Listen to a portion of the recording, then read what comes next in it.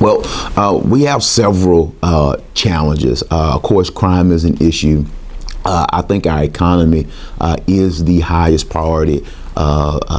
If I had to rate them, our economy. When I talk to individuals, we have to give individuals we struggle on two ends. There are young folks who struggle with, should I come back to Shreveport because will I have an opportunity? And then you have individuals who are closer to the retirement age. They may be empty nesters. If my children are off in Dallas or Houston and I'm going over there every other weekend, now I have a toll tag, why not just move there? And so why buy a house or invest in the house that we have as opposed to move where they are? And I tell folks often, when you put your child on a plane and send them off to school in New York, chances of them coming back is slim to none because we lack the opportunities here. We have to create an economy where our kids can come home and work and where those who are here can be able to go to work. And that means getting out, recruiting companies, expanding the businesses that we have, and investing in the local startups that we have. There's no reason why we shouldn't be a distribution hub. That's why we have to go back and work with our state delegation to talk about how the inventory tax hurts our local economy, because we're not competing with Bossier for distribution hubs. We're competing with Longview and Marshall because Texas does not have an inventory tax. And so working on our economy will solve a lot of the problems, but it's not the sole answer. We have to have a multifaceted approach to a lot of these things, working with our school board to invest in that pre-K model, working with our higher education partners so that we can build our economy around a medical corridor like Birmingham has done, like MIT. Bowen is now expanding using the MIT as an incubator for their expansion. And so our economy will fix a lot of things. I'm not saying it's going to fix everything, but it will help. And that will allow public sector to sort of step back a little bit, because we're doing a lot in the absence of that private sector economy. Yeah, I think the most challenging thing affecting our community is economics. I think it's the root of the crime problem. I think the economic disparity is the root of a lot of social problems in our city. So I think it's economics. If we can build our city up economically and do it with parity, you know what I mean? And by parity, I mean the city will never reach its full potential if you have, great wealth focus in Ellerbe and you don't have anything in Cedar Grove. And, because if you look at the crime problem, the highest murder rates, highest burglary rates, highest violent crime rates are in resource deprived areas. And when we come out on these lists, like 18 most murderous city in the United States, they don't have an asterisk beside it with the neighborhoods that these crimes occurred in. It's all of Shreveport that gets that indictment. And the same for our education ranking.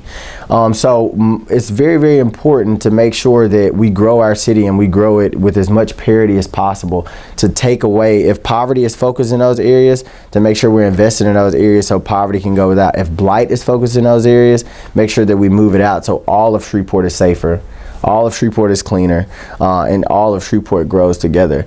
And I think that's the way we do it. So economic development, getting in those jobs, improving our infrastructure, building up corporations from within, creating more jobs from sectors like the healthcare sector, the oil and gas sector. I think that's a way we can do it. And making sure that the city contracting process is extremely clear and extremely fair to everybody. I think race is a big problem within the community, and it needs to be spoken to frankly. I think you need to have open discussion.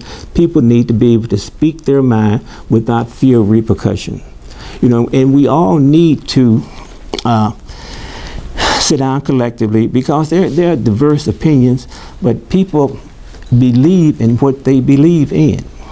And what I have said, that one day there would be a final decision made on that. So if we can talk about it honestly without fear of repercussion, and that has to be initiated, I think, by the mayor, by the leadership, bringing them together, bring the clergy, bring the leaders within the community, from the business side, from the spiritual side. And if we could talk about this, I think we could clear up a whole lot of issues or misunderstandings. Okay. I think the most fearful thing for me is how many people we're losing. If you look at the census of how many people were here in 2010 as opposed to 2017. I think we lost around right at 9,000 people. You know, if we look at that as us, and you know, let's say that the four of you went out to eat, and you know, the bill was $100. Well, you know, it's going to be $25 each. Well, Tim walks out the door. He's got a call. He's got an emergency. You know, he doesn't pay. You know, how much is your bill? Your bill is now $33.33. So, you know, that's what's happening to our city. You know, we're losing people. The bills are still the same. We still have the same operating budget. We still have the same infrastructure problems, the same buildings that are collapsing.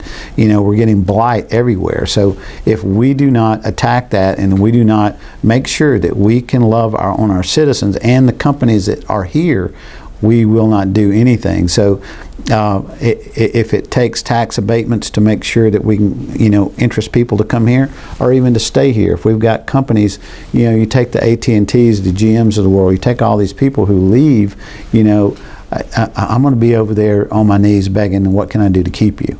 Because those are jobs. I'm really not interested in the money that they give me. I'm interested in the jobs and the tax money that we actually get as a whole. Well, I think we've addressed a little bit. I think the perception of crime seems to be number one. Obviously, infrastructure right up there in number two. Economic development somewhere in there in three.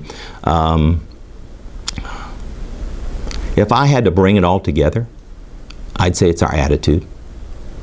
I'm a positive thinker. I'm a firm believer in, you know, when I say we're going to rebrand Shreveport, it's not just, people say, well, it's a slogan, but the point is that, you know, we do need to rebrand ourselves.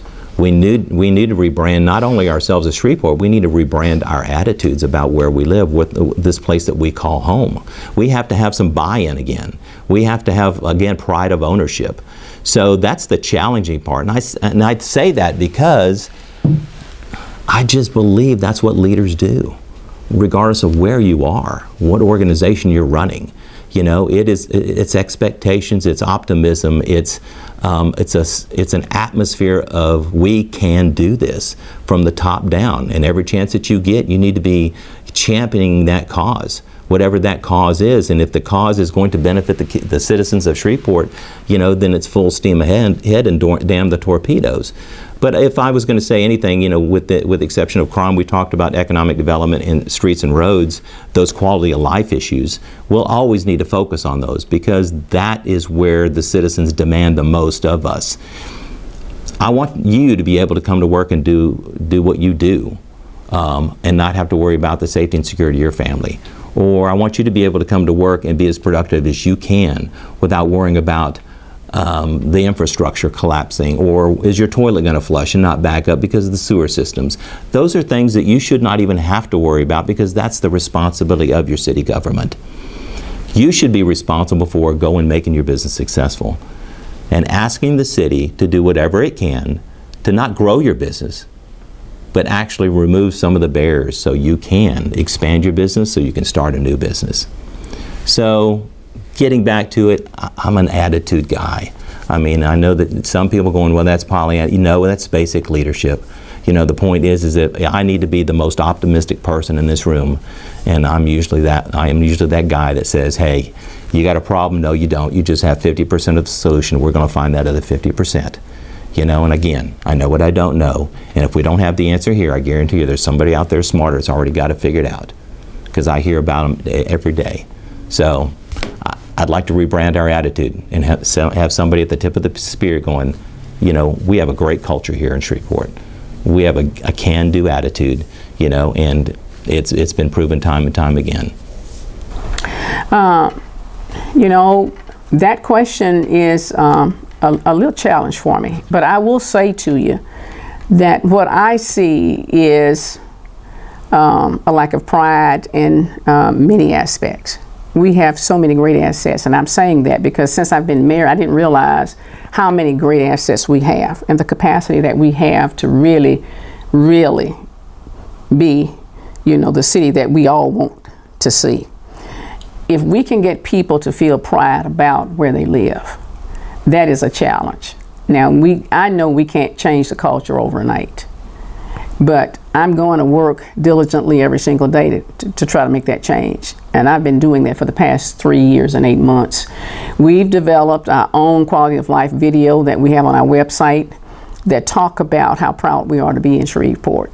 And we have articulated how many great assets we have and why people love to come visit us. But we got to do the marketing inside. And we need to, we started the first huge campaign for cleaning up our city when I came aboard. It's not working nearly like I want it to work, so we're constantly looking for ways. We started with enforcement. We went to the city courts, we went to the juvenile courts. We're trying to get them to, from some of those offenders, let them help clean up our city. For our neighborhood associations that get neighborhood investment funds from the city to help enhance their communities. I have now put new criteria on those funds. If you apply for them and you get them, you must do one cleanup in your neighborhood each month for 12 months. And to ensure that, I like to see us put in place something that is going to be a checks and balance situation. So Shreveport Green is someone that we partner with to help check each month. They have to say where they're going to be. The city assists with whatever the cleanups are, whatever neighborhood. But now to get those funds, they have to agree to do neighborhood cleanups. Going forward, I'm going to involve with our superintendent in Caddo all of the schools. There was a time when we used to have them really involved. And I don't think they've been as much involved, but we're going to involve, when we can get the children and their families, I think we can get where we need to go. But I need to tell you that developing pride and then being passionate about making sure that we're together and that we're united, that's a big challenge in our city, and I would say in our state and in our nation right now. But I'm not going to sleep until we can get there. And if I'm reelected, we're gonna keep marching in that direction to make people be proud to be in this city.